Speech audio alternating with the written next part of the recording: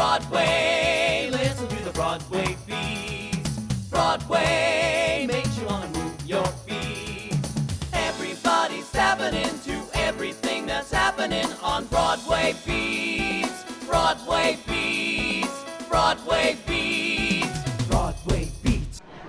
Hello, I'm Richard Ridge for Broadway Beat. Tony Award winner Donna Murphy has returned to Broadway in Roundabout Theatre Company's production of The People in the Picture, which features book and lyrics by Iris Rayner Dart and a score by Mike Stoller and Artie Butler. We're here to celebrate on opening night with the company. She woke from nightmares and I held her hand. For this, just how much longer does she think I'll stand? For this, her truth and fiction combine in a blur. Yeah, she survived, but will I survive her? That making up won't be a hug and a kiss. She hates whatever I do, and I say she's only happy when she gets away. Now watch her storm around making me kiss. So much longer does she stand? How much longer does she think I'll stand? How much longer does she stand?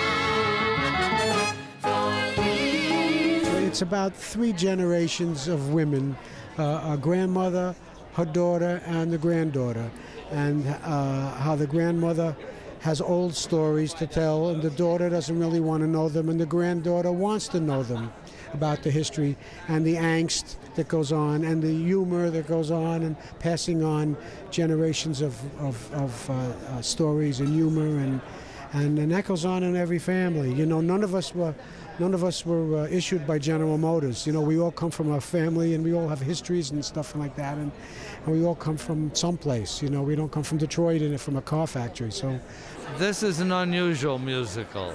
This is not a hoop-de-doo, happy every moment musical. It has some very heavy stuff going on. At the same time, people are laughing at the appropriate moments. I think this show is about the power of laughter. I grew up in a household where we had no money, but we always had a great sense of humor and about what was funny. And I became a TV comedy writer because of it. I was the only woman writer on the Sonny and Cher show for 4 years, all because I learned how to look at things in a funny way. And so that's the first theme, if you will, though you can't write a theme. I think that's very big.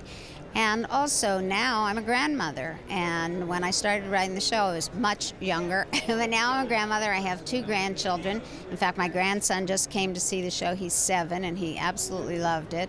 And for me, the idea of passing on to future generations what we know, what we've learned, what we've seen, and who we are is so important, because I always say you don't know where you're going unless you know where you've been, and I think it's so crucial for us to know about our heritage. You know, Donna and I started talking about this over a year and a half ago, and started from the very beginning, very methodically plotting out how we were going to tell the back and forth in time, how we were going to do it literally with costumes, with hair, how we were going to, and also what were the emotional, transitions from back in the 30s in Poland to here. And she's someone who works in great detail, and I don't think, this story could have been told without that kind of detail. She's an extraordinary, consummate actress, person, lovely friend.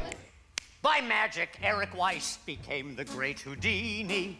As A.C. Olsen, did L. Jolson have a prayer?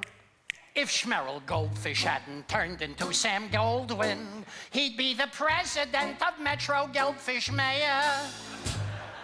And there's Laszlo Lowenstein, who's now called Peter Lorre. And Eddie Iskovitz is Eddie Cantor too.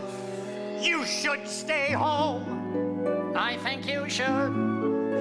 No Jew will ever make money out in Hollywood. It's been very moving. I mean, I was a little skeptical about 2 years ago when we started doing readings, and we got about halfway through the show and I started crying like a maniac, and I was so overwhelmed that I've always been very proud to be a part of the show, and it means a lot to us. And I guess I feel that any of us, like myself could have been in this position, but for an accident of birth. So it means a lot to me. It's a labor of love, and to share the stage with Donna Murphy is a privilege. And as a Jewish man,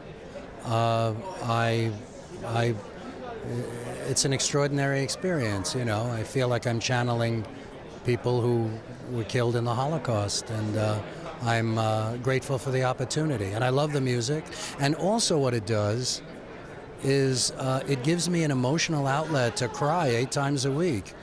I was attracted to the story. I thought the story was wonderful, and I love the music. I thought the music was great, and it was hard. It was a hard thing for me because I'm not really a musical performer. I have done 2 musicals before, but I never did an original musical, and I had really with all the years I've been in the theater, I had no idea the kind of preparation that you have to go through. It's unbelievable. Oh, it's been great. You know, it's an original musical. We've worked really hard for 8-10 weeks, and I feel like we're telling a beautiful story, and so I'm, and I get to be in love with Donna Murphy. It's, what could be better than that? I play Moishe Rosenwald, the cantor, and he, without giving too much away, he ends up marrying Donna's character, Razel, and helps her raise Nicole's character, Red, but when she's a baby. And the process for me of this character has been really, really fun. I've been lucky enough to do a lot of different stuff in my career so far, and this couldn't be more different from the last thing I did. Wish I were you, 'cause you can find the good in everyone. And you can take a thing that's sad and spin it round and make it fun. If I was that way once, I can't remember when. It has been different than anything I've done. You know, I have a large comedy background, so I really loved doing something that was much more intimate and small, and well, it's been very emotional for me. Finding the character has been very emotional, and I just really love the story that it tells, and love working with Donna Murphy. I have to say, it's kind of the best thing ever.